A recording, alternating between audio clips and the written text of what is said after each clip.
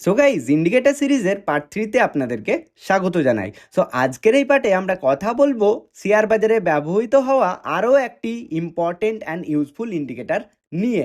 সেটা হচ্ছে ভি ব্যাপ ইন্ডিকেটর, অর্থাৎ volume weighted average price indicator. আর এই ইন্ডিকেটরটি আমাদেরকে এটা বলে দেয় যে বাজার কখন ওপরের দিকে চলবে আর বাজার কখন নিচের দিকে নামবে। তাহলে যদি এই ভিব্যাপ ইন্ডিকেটরটি আমরা শিখে নিই, তাহলে শেয়ার বাজারে খুব ইজিলি ট্রেড প্ল্যান করতে পারবো। আর এই আজকে আমরা শিখবো ভিব্যাপ ইন্ডিকেটরটি তৈরি কিভাবে হয়, কাজ কিভাবে করে, আমরা কোথায় বাই করার কথা ভাবতে পারি, কোথায় আমরা সেল করার কথা ভাবতে পারি। সো এভরিথিং সহজভাবে আপনাদের সঙ্গে শেয়ার করবো আজকের এই ভিডিওটিতে। তাহলে চলুন আর বেশি কথা না বাড়িয়ে শিখে নিই আমরা ভিব্যাপ ইন্ডিকেটরটি কিভাবে এটি মার্কেটের মধ্যে আমাদেরকে ইন্ডিকেট দিয়ে থাকে। তাহলে প্রথমে আমরা বুঝি যে ভিব্যাপ ইন্ডিকেটর কি। দেখুন, ভিব্যাপ অর্থাৎ ভলিউম ওয়েটেড এভারেজ প্রাইস। তো এই ভিব্যাপ ইন্ডিকেটরটি তৈরি হয় দুটো জিনিস নিয়ে। Number 1 is volume and number 2 is প্রাইসের মুভমেন্ট। তাহলে এই ভলিউম আর প্রাইসের মুভমেন্টের এভারেজ নিয়ে তৈরি হচ্ছে ভিব্যাপ। আর ভিব্যাপ ইন্ডিকেটরটি দেখতে কীরকম হয় না, আমরা চার্টের মধ্যে এসে সার্চ করব ভিব্যাপ। ওকে, তো দেখুন এখানে প্রথমেই আমরা অপশন পাচ্ছি ভলিউম ওয়েটেড এভারেজ প্রাইস। তো এই ভলিউম ওয়েটেড এভারেজ প্রাইসকে আমরা এনেবল করে দিলাম। আর আমরা বোঝার জন্য ডিম্যাট অ্যাকাউন্ট থেকে গিয়েও কিন্তু ভিব্যাপ ইন্ডিকেটরটিকে সার্চ করে নেব।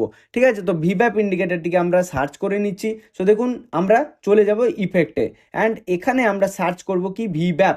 আর দেখুন দুটো কিন্তু অপশন আমরা পাচ্ছি, একটা হচ্ছে অ্যাঙ্কর্ড ভিব্যাপ, একটা হচ্ছে ভিব্যাপ। তো সিম্পলি যে ভিব্যাপটা রয়েছে এটাকে আমরা এনেবল করে নেব। আর দেখুন এই যে একটা আমরা লাইন দেখতে পাচ্ছি, রাইট, এই যে একটা লাইন দেখতে পাচ্ছি, দিস ইজ ভিব্যাপ। সো আমরা যদি ট্রেডিং ভিউও চলে আসি, এরকম কিন্তু একটা সেটিং দেখতে পাবো। জাস্ট একটু চেঞ্জ করে নেবো সেটিংয়ে এসে, সেটা হচ্ছে ইনপুটসে যা থাকবে তাই থাকবে। স্টাইলে এসে জাস্ট আমরা upper band, lower band, band fill, level on price scale আর ভ্যালুজ ইন স্ট্যাটাস লাইন, এগুলোকে জাস্ট আনটিক করে নেবো আমাদের বোঝার সুবিধার্থে, বিকজ এগুলোর কোনো কাজ নেই সেভাবে। অ্যান্ড ওকে করে দেবো। এই যে আমরা একটা লাইন দেখতে পাচ্ছি, ব্লু কালারের লাইন, দিস ইজ ভিব্যাপ। আর আমরা যদি ডিম্যাট অ্যাকাউন্টে এসে আপনাদেরকে দেখাই, এই যে রেড লাইন একটা দেখতে পাচ্ছি, দিস ইজ ভিব্যাপ। তাহলে এগুলো কাজ কিভাবে করে? সো দেখুন, ভিব্যাপের কিন্তু কিছু নিয়ম রয়েছে। কি নিয়ম? রুল নাম্বার 1, ভিব্যাপ ইন্ডিকেটরটিকে আমরা কখনোই ইন্ডেক্সের ওপর ব্যবহারই করতে পারবো না। একদমই গাইস, ইন্ডেক্স বলতে কি না, নিফটি 50, নিফটি ব্যাংক, সেন্সেক্স। কেননা আমরা যদি নিফটি 50 চার্ট আপনাদেরকে ওপেন করে দেখাই, তাহলে দেখুন এখানে কিন্তু আমরা কি করেছি না, ভিব্যাপ ইন্ডিকেটরটি লাগানো রয়েছে বাট আমরা দেখতে পাচ্ছি না। রাইট, দেখুন আমরা কোথাও কিন্তু সেই রেড লাইনটা দেখতে পাচ্ছি না।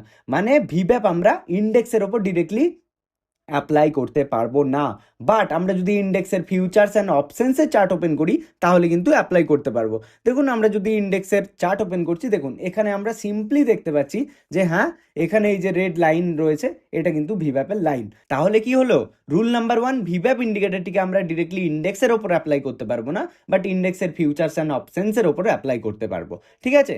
আর রুল নাম্বার 2 হচ্ছে, ভিব্যাপ ইন্ডিকেটরটি শুধুমাত্র ইন্ট্রাডে ট্রেডিংয়ের জন্য ইউজ হয়ে থাকে। এটা কিন্তু মাথার মধ্যে রেখে দিন। তো অর্থাৎ কেন না, আমরা যদি ডেলি টাইম ফ্রেম এটাকে করে নিই, তাহলে কিন্তু ভিব্যাপটা দেখতেই পাবো না। দেখুন গায়েব হয়ে গেল ভিব্যাপ।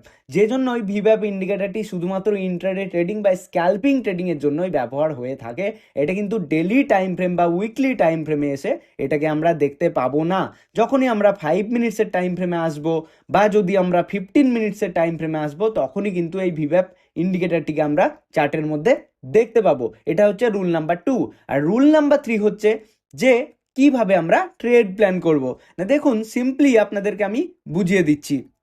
এই যে ভিব্যাপ লাইন ধরুন এটা, ঠিক আছে, তাহলে এই ভিব্যাপ লাইনের ওপরে যখন প্রাইস চলবে, মানে ধরুন এটা শেয়ারের প্রাইস, ঠিক আছে, নিচ থেকে ওপরে উঠছে, এই যে ওপরে চলছে, তখনই কিন্তু আমরা বাই করব। যদি ভিব্যাপের নিচে চলে তাহলে কিন্তু আমরা বাই করব না। সিম্পল কথায় এটা হচ্ছে ভিব্যাপ। আর ভিব্যাপের ওপরে যখন প্রাইস চলবে তখন কিন্তু আমরা কেনার কথা ভাববো, কেননা তখন মার্কেট আপে থাকবে।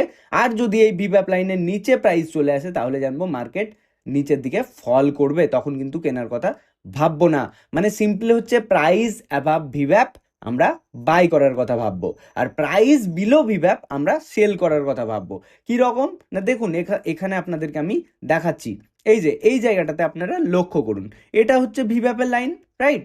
তাহলে ভিপ্যাপের ওপরে যখন প্রাইস চলছে, মানে এগুলো সব ভিপ্যাপের ওপরে চলছে এই প্রাইসগুলো, এগুলো তো এক একটা প্রাইস, তাই না? দেখুন 1335, 1337, 1340 এগুলো সব প্রাইস। তাহলে ভিপ্যাপের ওপরে যখন আপনি ক্যান্ডেল তৈরি হতে দেখছেন, তখন জানবেন মার্কেট কিন্তু আপ সাইডেই থাকবে। অ্যান্ড দেখুন মার্কেট কিন্তু কোন দিকে চলছে, আপার সাইডেই চলছে। বাট দেখুন ভিপ্যাপের নিচে যখন, এটা ভিপ্যাপ লাইন, ভিপ্যাপের নিচে যখন প্রাইস চলতে শুরু করলো, তখন কিন্তু পুরোপুরি নিচেই থাকলো, তাই না? আর এটাই হচ্ছে খুব সহজ একটি ইন্ডিকেটর, যেটা আমাদেরকে বুঝতে সাহায্য করে মার্কেট কখন ওপরে থাকবে, মার্কেট কখন নিচে থাকবে।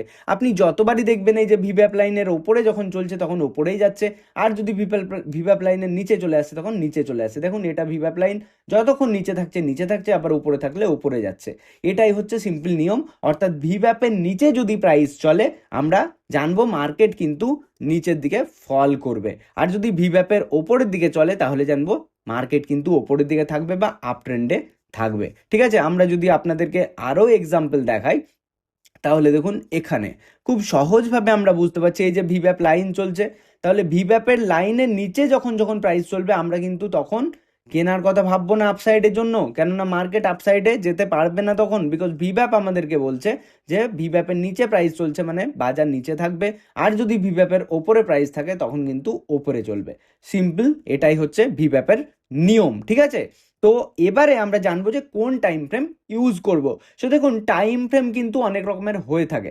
আর হ্যাঁ, আর একটা কথাও বলে দিই যে এই ভিপ্যাপ কিন্তু আপনারা সবসময় চার্টের মধ্যে 1 মিনিট, 3 মিনিট বা 5 মিনিট বা 10 মিনিটস অবধি কিন্তু অ্যাপ্লাই করতে পারেন, তার বেশিতে কিন্তু যাবেন না। কেননা যখনই আমরা হায়ার টাইম ফ্রেমে চলে যাব, তখন কিন্তু ভিপ্যাপ অনেকটা ফেল করে যেতে পারে। সো 15 মিনিটসেও আমরা কিন্তু ট্রেড করার কথা ভাববো না। যখনই ভিপ্যাপের সঙ্গে কাজ করব, আমরা 1 মিনিট, 3 মিনিট, 5 মিনিটস আর 10 মিনিটসের টাইম ফ্রেমেই কিন্তু কাজ করব। ঠিক আছে, এই হচ্ছে ব্যাপার। সো গাইজ, তাহলে ভিপ্যাপ কথার অর্থ হচ্ছে এটাই যে ভলিউম আর প্রাইসের মুভমেন্টের একটা এভারেজ হবে।